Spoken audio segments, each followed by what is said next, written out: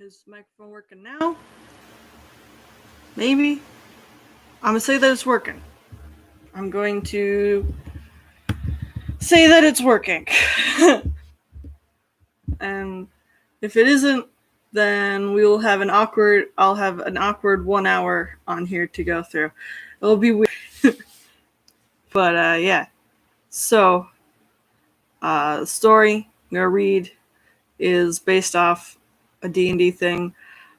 I begrudgingly call it my D&D fan fiction because I don't know what else to call it. It's kind of true. It's kind of what it is, unfortunately. I just hate calling it fan fiction. I don't know. Fan fiction just feels like a dirty word. So, I don't know. But I'm going to sit back.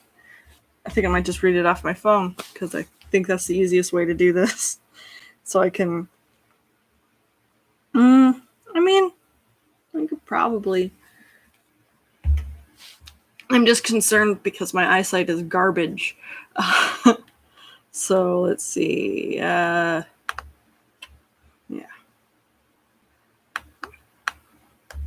Yeah, da da da da da da da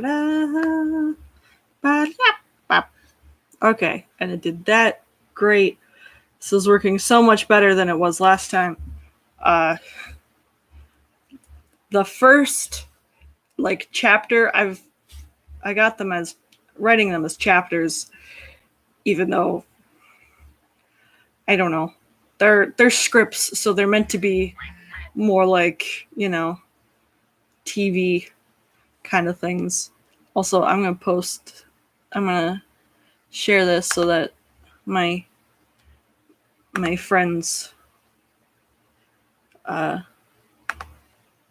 know what's going on. That I have originally failed them and now I'm trying and da, da, da, da, da, da, da, da.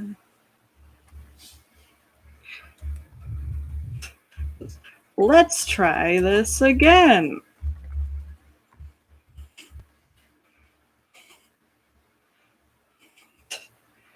And there. There we go. Okay. I think we got everything. I think everything is set up and ready to go. But we'll see. All right. So, my story, or I guess I want to preface it a little bit more with just that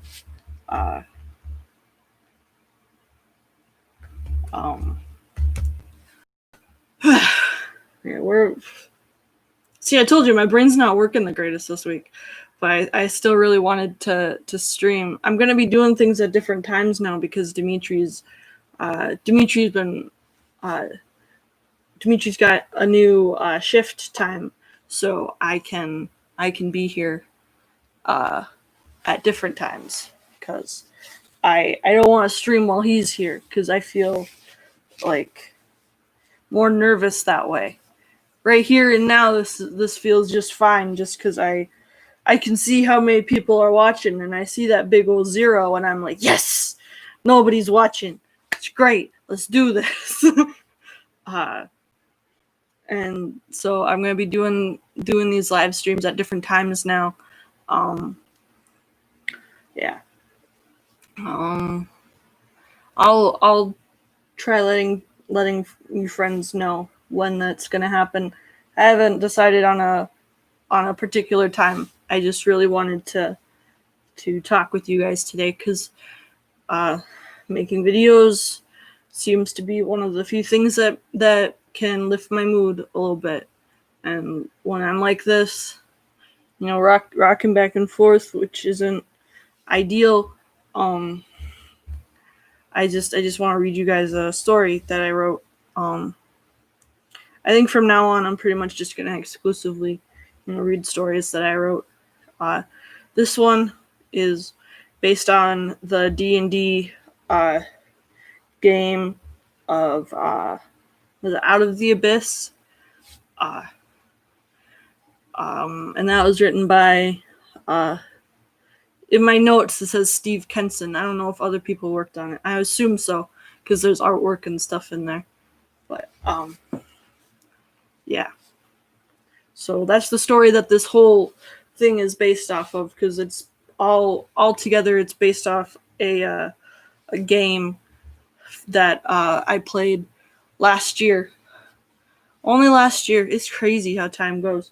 But yeah, I think it ended around this time too. Or no, because I was down here. I don't know. But this chapter, the first chapter is Ballad of the Bard by me. And I will read it, and we will hope that you like it. Yeah. I also hope that you don't hear my clickety clackies as I scroll down. Press the down arrow, but it's all I got right now.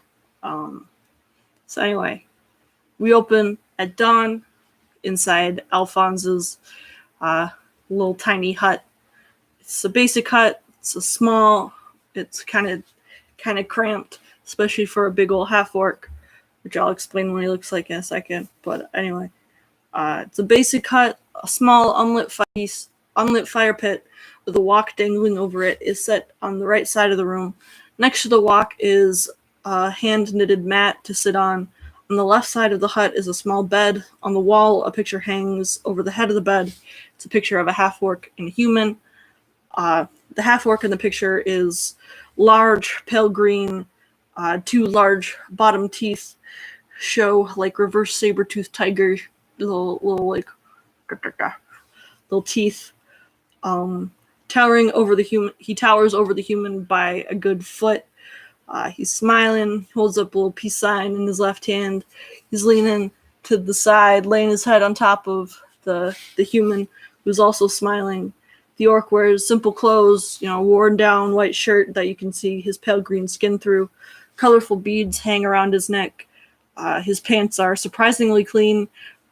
Either that or, they just match the dirt. And this picture looks like it was, I guess, taken or drawn on just like a similarly dirty street, The human wears a fine black suit and black pants. His skin is fair. He has a gold earring in his right ear that makes the cartilage along his ear look like it is just straight up made of gold. He leans into the orc and has his arm around his side. The door of the hut and the half-orc from the picture, Alphonse Ballard, and I describe him as built like a bear, but actually with the personality of a squirrel. He enters his home carrying a lute. He slowly closes the door with a sad look on his face. Out from under his bed crawls a ferret, who's all brown except for a little gray on the tail. It scurries up Alphonse and sits on his shoulder like a parrot. Alphonse smiles, but it's solemn. "Hey, Bucky. I'm back." He goes over to the picture by his bed, picks it up and looks at it. Tears form in his eyes. At least for a little bit. The sound of his door opening surprises him, and for a second, his sadness is replaced with joy. "Darcy?" At the door is his mother, Garaya, who's also a half-orc, looks more human than orc, basically just kind of a human with green skin. She enters the hut and quickly closes the door, and Alphonse is just like, "Oh," and he lowers his head with sadness returning. Garaya tells him, "Alphonse, you need to leave." "I know." Alphonse goes back over to his bed and starts collecting items and putting them in a large backpack. These items include like a pillow, blanket, lock, mat, etc. I mean, you need to leave now," she says. "Let me get my stuff together. Alphonse, the clan is gathering. They're ready to throw you out of town by force. Tell them I'm leaving. I'll be gone by midday." "That's not good enough for them. I've begged the elders, pleaded with them to let you stay. If I didn't have power in this village, they would have thrown me out too. Alfie, if you don't leave in the next few minutes, the clan is going to kill you. I can take them. We both know that's not who you are." Garai puts a hand on Alphonse's shoulder. He stops and looks over at her. You're a musician. You're a musician. You're an artist and not a warrior. Gods, you're just a boy. It's not like you knew what you were doing when you went with that human. Alphonse turns and looks at her. He's upset, but holding back. Yes, I did, Mother. I love him. You don't really mean that. He must have manipulated you, used magic. We knew what we were doing. There wasn't any magic involved aside from our love for each other. I won't have you speaking like that in my presence. Well, don't worry. Alphonse puts his lute into the now full backpack and slings it over her shoulder. I'll be out of your presence in no time at all. Alphonse begins to leave. Garaya calls back and she's like, tell me this is all one big joke and you're not seriously doing this to our family. Well, you always did wish I was more like father. If I see him in the underworld, I'll be sure to let him know you say hi. Alphonse exits his hut. His ferret chases after him and climbs up his backpack, staying on the top of the end of the lute that sticks out of it. His mother watches him leave. She's in too much grief to follow. An exterior of the orc village, the sun is still rising fairly well at this point. Alphonse walks to the edge of the village. He and his ferret look back at his home. In the far distance, a crowd of orcs with torches, axes, swords start making their way towards his hut. I'll miss you too, fellas. I'll miss you too. Then we fade to a crossroads. And at this point, it's pretty well day. Alphonse reaches the outskirts of a town. There's 3 different paths he could take. He's getting tired of carrying his backpack in the scorching sun. He pulls down the collar of his shirt to try and get more air, but it doesn't help much. His ferret on his shoulder points with its tail towards a sign off to the side, down the furthest pass that says, Trader's Market today.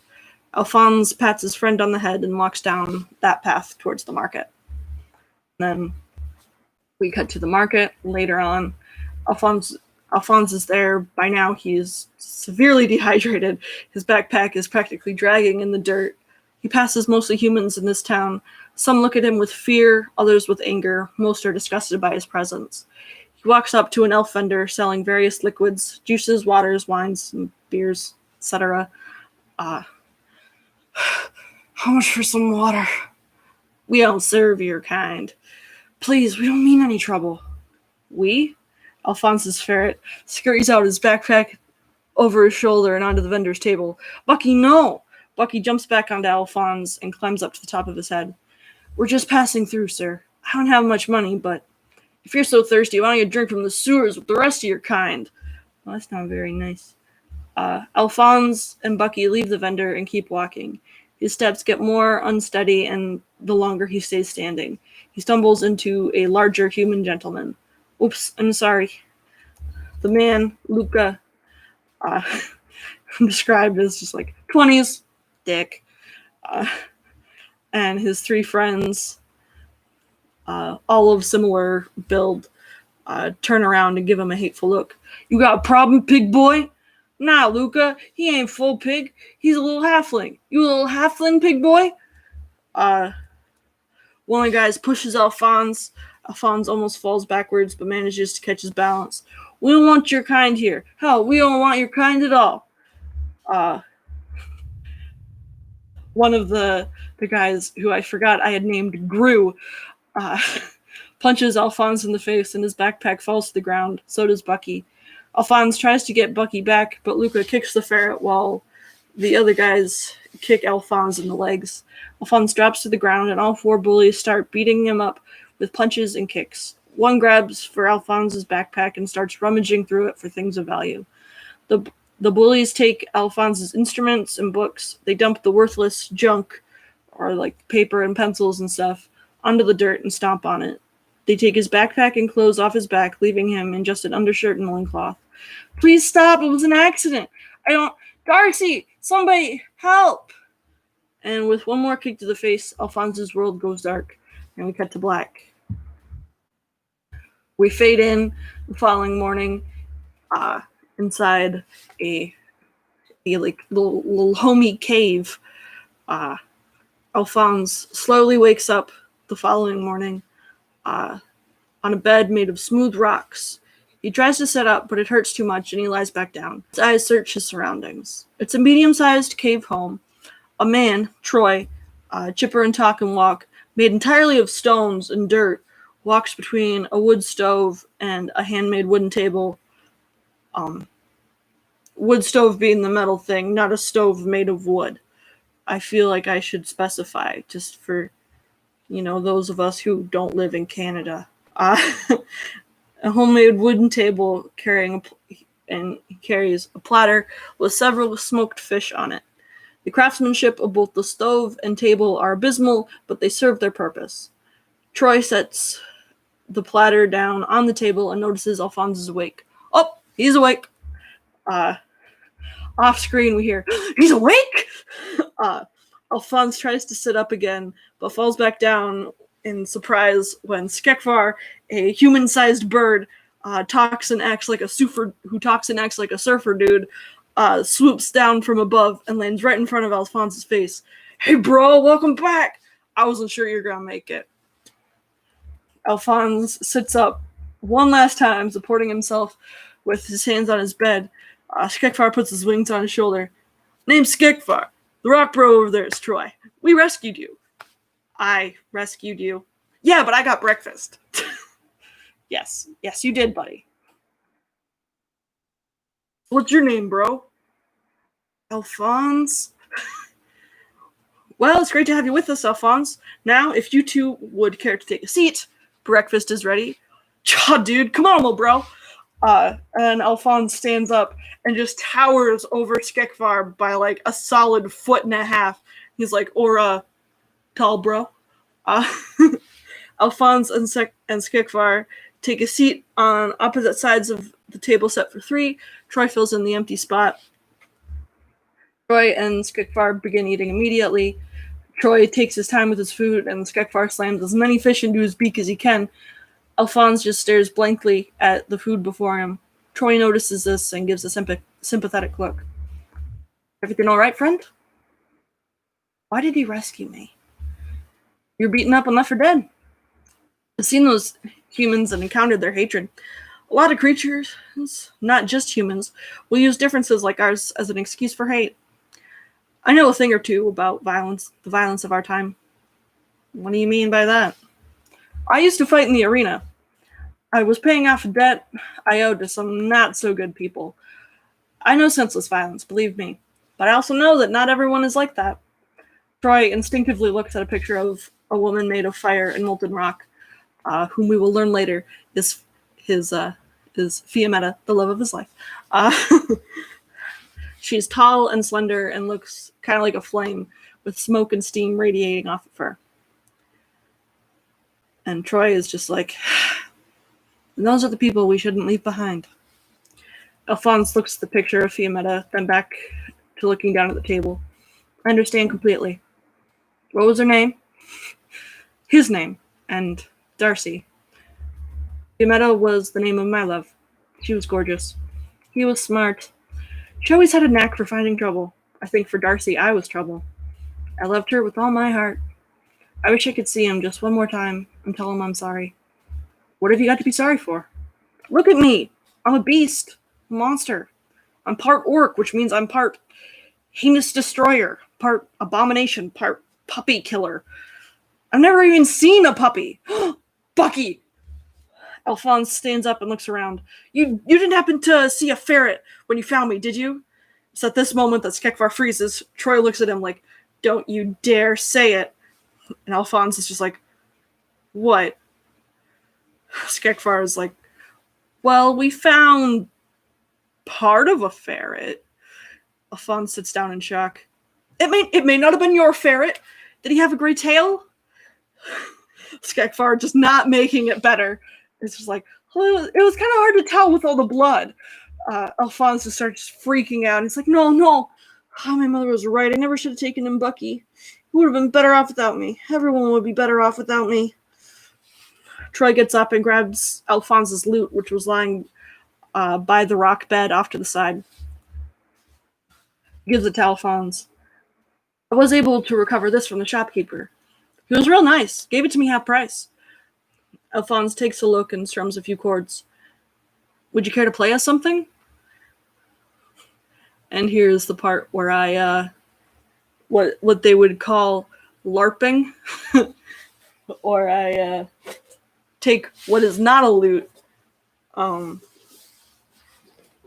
but he does kind of like strum a few chords, and he's just like looking at it. So Troy is like, "Would you care to play us something?"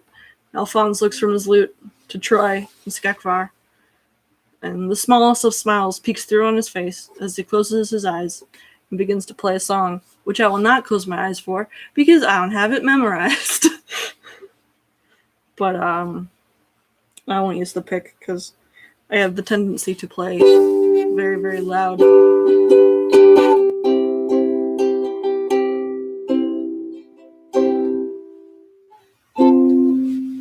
Yeah. But please don't judge me. I don't sing very well. Also, there are stage directions, so I'll be interjecting the crap out of those. But it's just kind of like, whoa, no. Can there be meaning from pain? Is there a reason for the rain?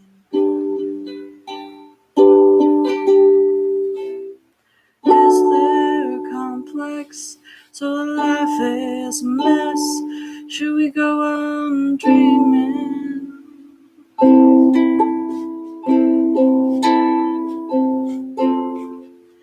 I don't know what I'm doing with this. I just also wanted the excuse to play it. But I'll do it without the ukulele at first, because I still haven't worked out the music part yet. But I do know how the song goes. But yeah. Actually, yeah, I like that idea. I'm gonna read the stage directions first, and then I'll read the song or sing it, so you kind of get a feel for what I was planning with it. But so yeah, Alphonse closes his eyes and he begins to play. Alphonse plays a soft interlude from the first verse into the next. And as he sings and plays, a magical force begins to surround him and his new friends. It lifts up small objects around the room, and they kind of hover and spin in the air. As he keeps singing, and the song gets a little more like heartful and intense, about a dozen glowing lights radiate off the lute and spread out around the room. Most hover around the dinner table. A fish actually just straight up just comes back to life, and it hovers in air with everything else, but it's still kind of like flipping. It's still kind of like flip-flopping. And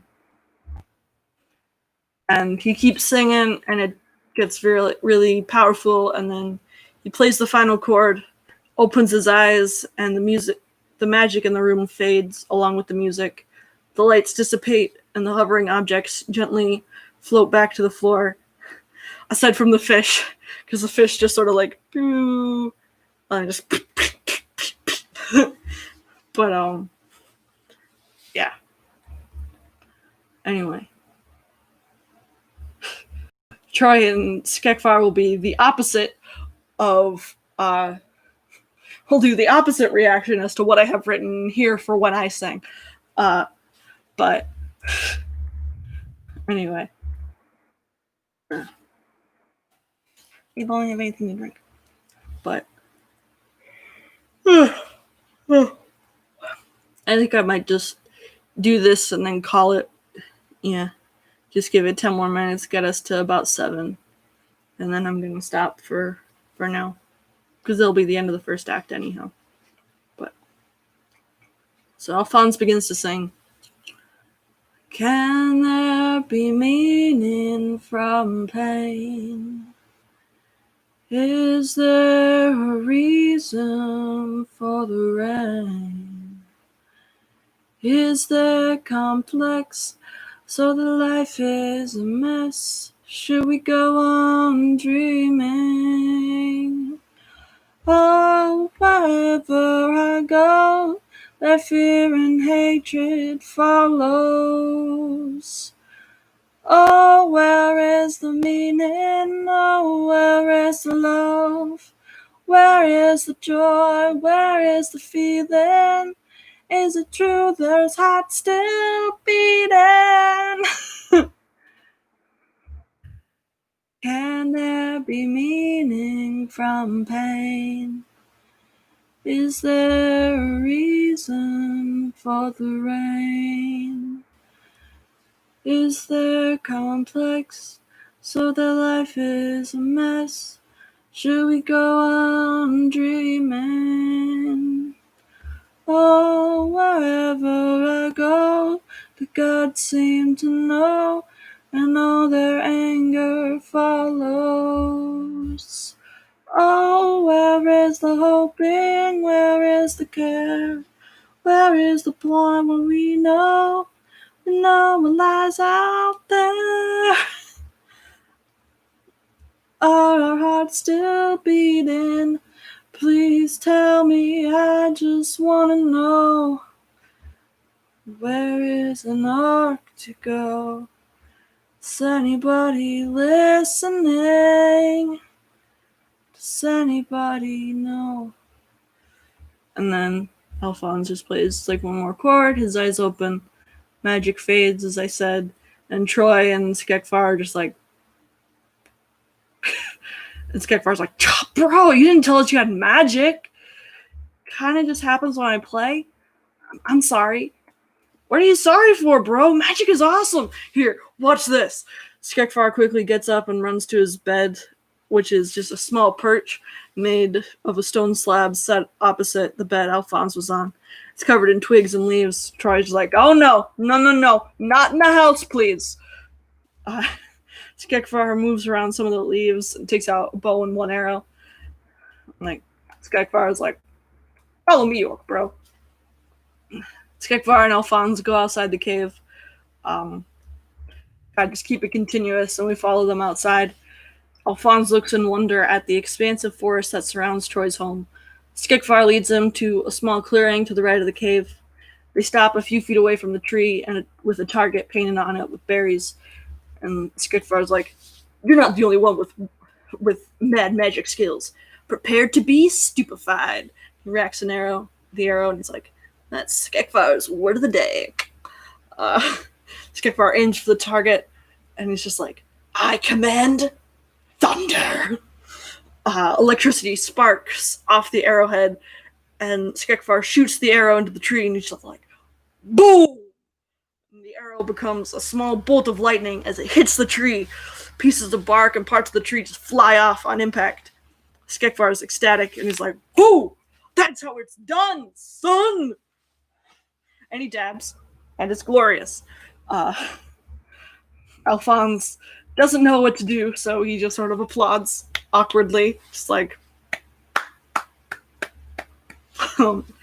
Skekfar and Alphonse walk over to the tree. Skekfar tries to remove the arrow from the tree, but it is just very stuck. Alphonse just sort of plucks it out with little issue and hands it back to him. Skekfar puts the arrow away in his long shirt. He then puts a hand on the tree, and he's just like, thanks, tree bro. You are healed. And the tree begins to heal. I almost said tree bro. The tree bro begins to heal. And it looks healthier and more vibrant than before. Alphonse looks around and notices that a lot of the trees look nice and vibrant like this tree now does. Alphonse is like, do you train out here a lot? Do you train out here? Skekfar keeps a hand on the tree until he feels like the tree is happy or comforted. Well, I wouldn't call it training, but yeah. I like it out here. If I knew how to build a treehouse, I'd live out here. Skekfar takes his hand off the tree, wipes his hands clean on his pants. And be just like home.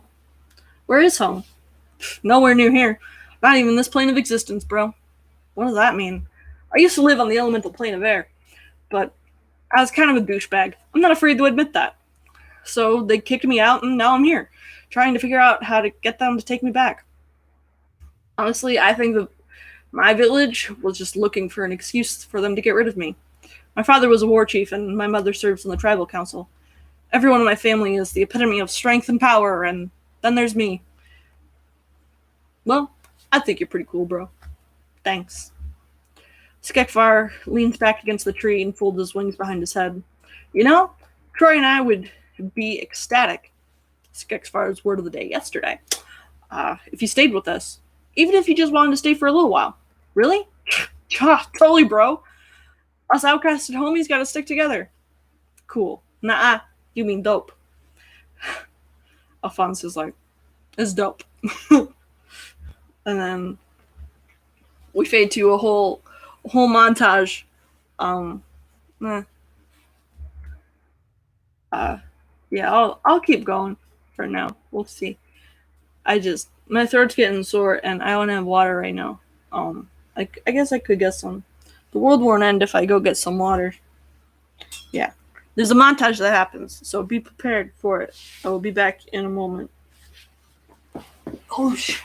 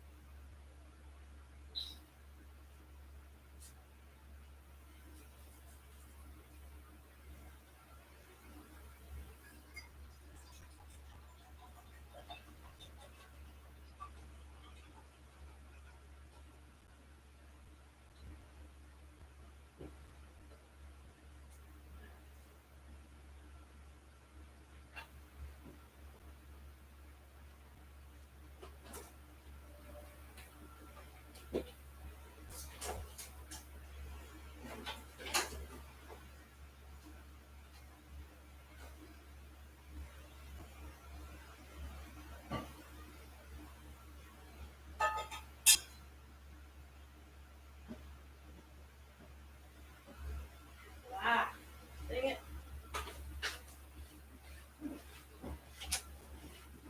You know, they fill these water jugs all the way up to the top, which is great because it's all, conservation of everything. Use the whole thing. But I have the dexterity of a three-toed sloth. So I got water all over the table. It's fine, I cleaned it up though.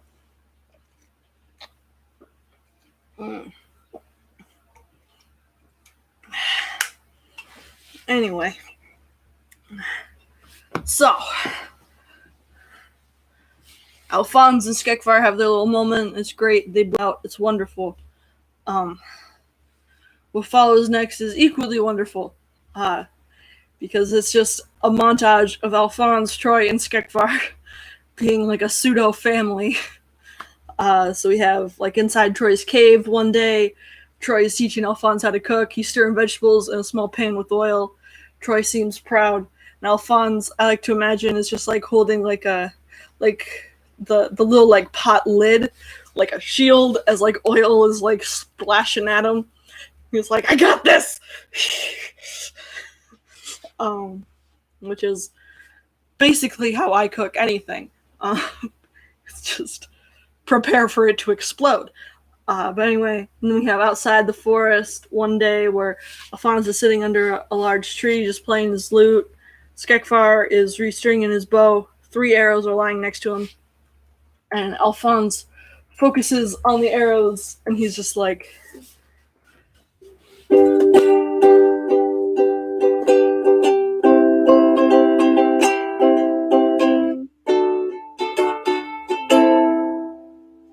and the arrows start to hover. Like at first, Skekvar is surprised, but he notices it's just Alphonse doing his magic thing. And when he goes to take one, Alphonse, with his magic, just moves the arrow just out of his reach. Skekvar chases down the arrows. Alphonse is like still playing and like keeping the arrows away. I think that's great. And then one night, on top of Troy's cave, the three boys are just sitting there. Troy is pointing out the stars and saying things. We can't hear anything at this point. It's just like montage with music overlaid it. But Troy is like teaching them like about the stars and constellations. Alphonse is just like, yes, teach me. And Skekvar is like trying not to fall asleep, but it's not working. He's just like,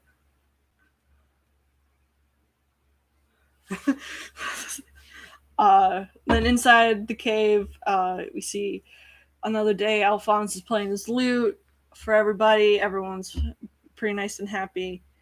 And then we cut to outside the montage. We cut to our next scene, which is exterior creek day.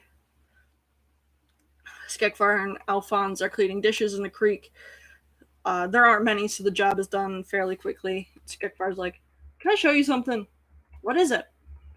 Alphonse gives Skekvar his clean dishes, which are placed in a cloth bag. It's kind of this project I've been hiding from Troy. Sure. Skekvar leads him to a tree marked with berries in a similar way to the tree that was used at target practice. Skekvar digs at the right side of this tree and takes out a medium-sized little wooden box. The box is handmade with excellent craftsmanship. Maybe has like a little bird logo on it. Maybe something from home. Skekvar hands Alphonse the box. He opens it and takes out a map to a place called the Underdark. He's like, what's this? A map to the Underdark. If we left first thing tomorrow, we could be there in about 2 days. Why are we going to the Underdark? Also, what is the Underdark? It's a big spooky place with a bunch of spooky monsters. Cool. Why are we going to a place with big spooky monsters?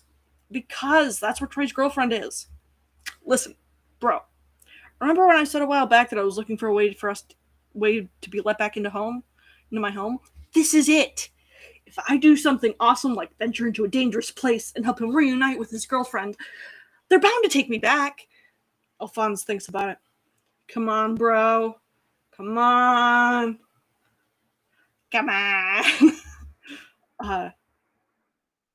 You want to leave us? Alphonse says. But I thought we were a family. We are. I mean, being here with you guys is awesome. But I don't belong here. Neither do you. We belong with our people. I'm not wanted by my people.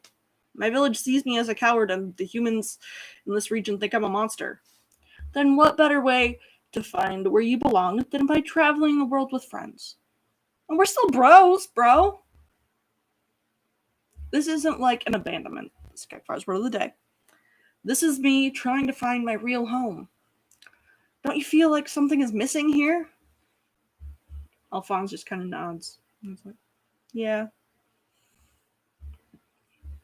Troy's coming with us, right? Of course. As soon as you tell him. I was like, oh, okay. Wait, why do I have to tell him? In case he thinks it's a stupid idea. He'd expect a stupid idea from you, not me.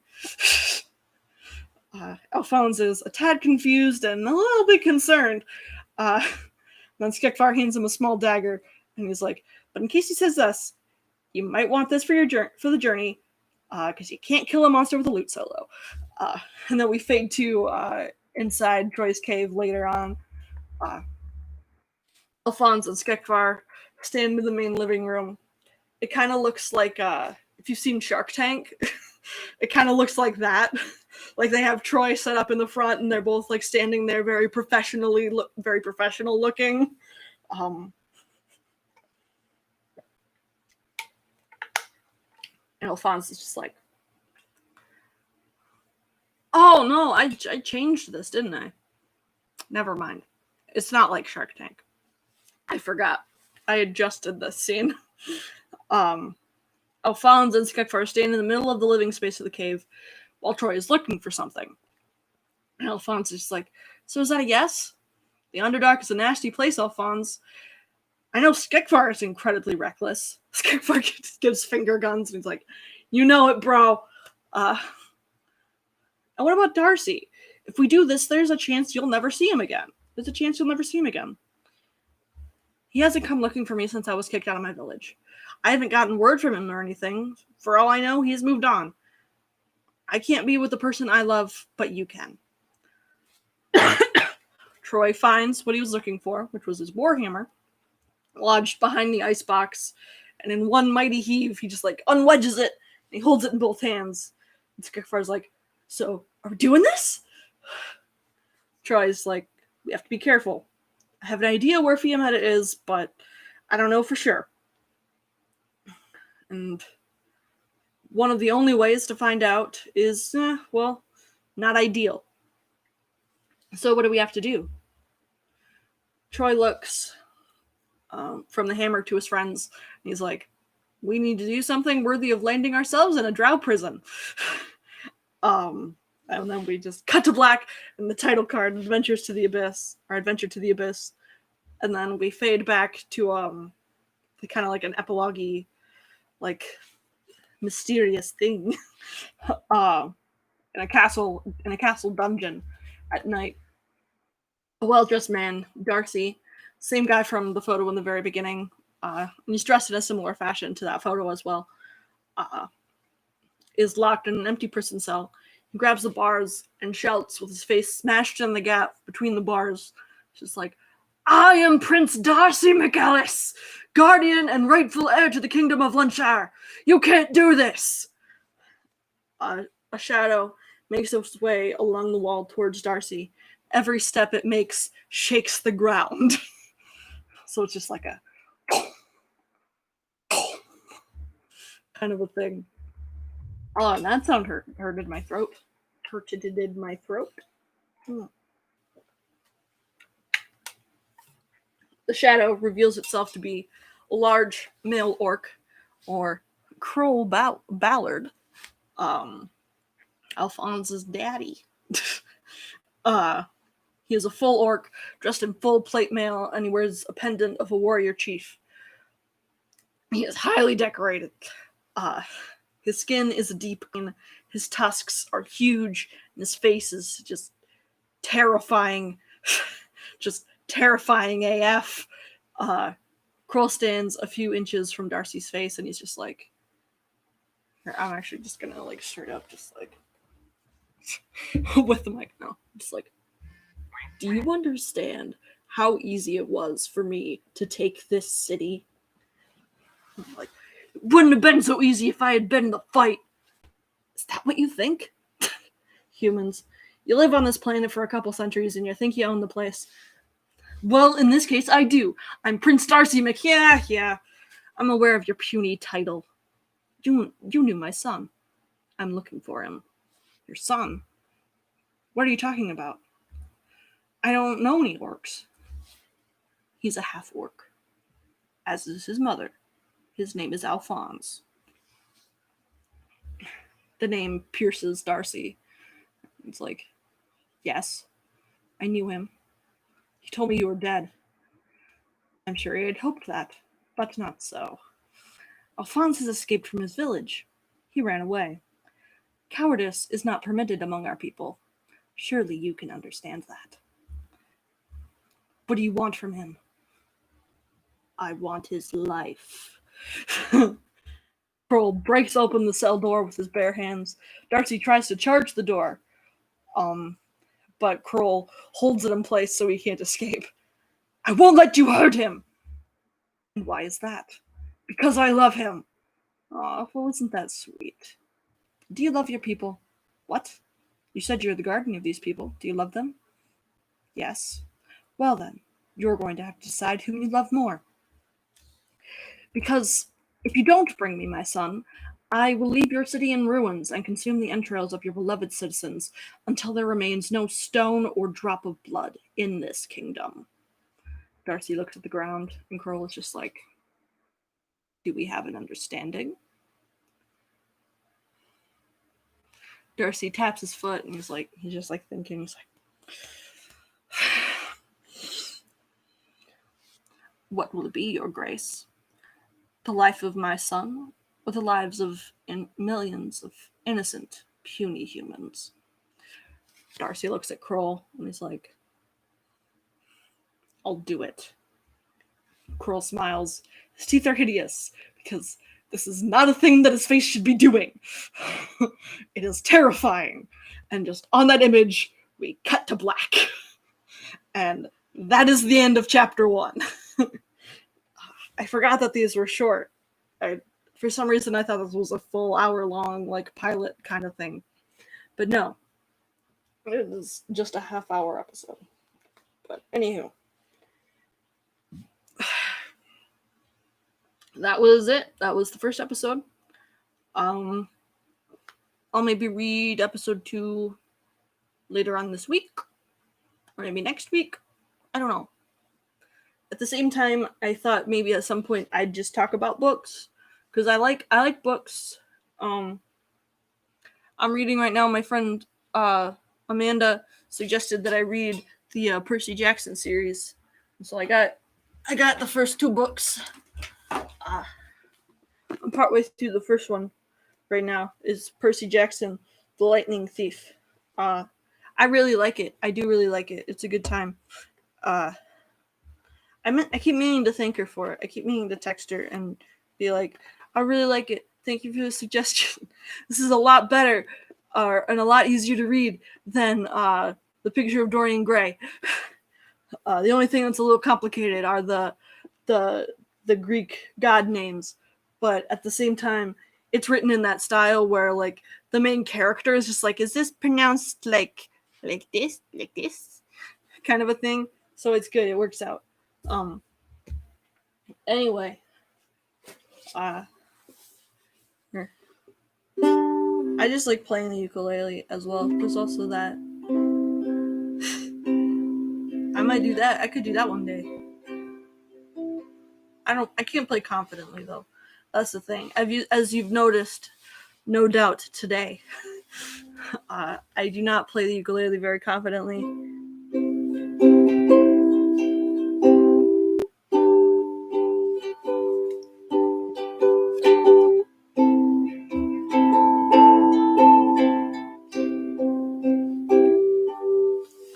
Yeah, but it's a good time. I'm just curious how loud it is if I strum, like with the pick that I have.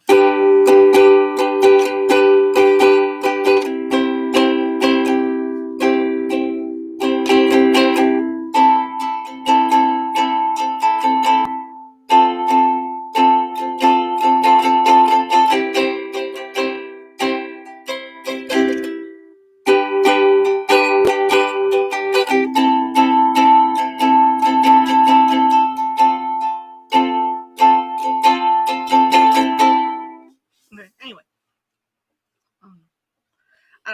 I don't know what I'm doing at this point. I just, yeah, it's just been a difficult past couple of days. I'm meeting with my doctor, though, on Friday. So, there's that. I'm looking forward to that. Maybe. I don't know. I'm just, yeah. I'm doing my best to do my best. And tomorrow, hopefully, if I'm able to, I'm going to try to finish my brother's wedding video. Because I've been meaning to do that, but every time I look at it, I just break down crying. Because I keep feeling like it's not good, and that because of that, he's going to get angry at me and, like, hate me and everything. And that Riley's going to hate me, which I hope not, because Riley hates few people, and I don't want to be one on that list. Yeah.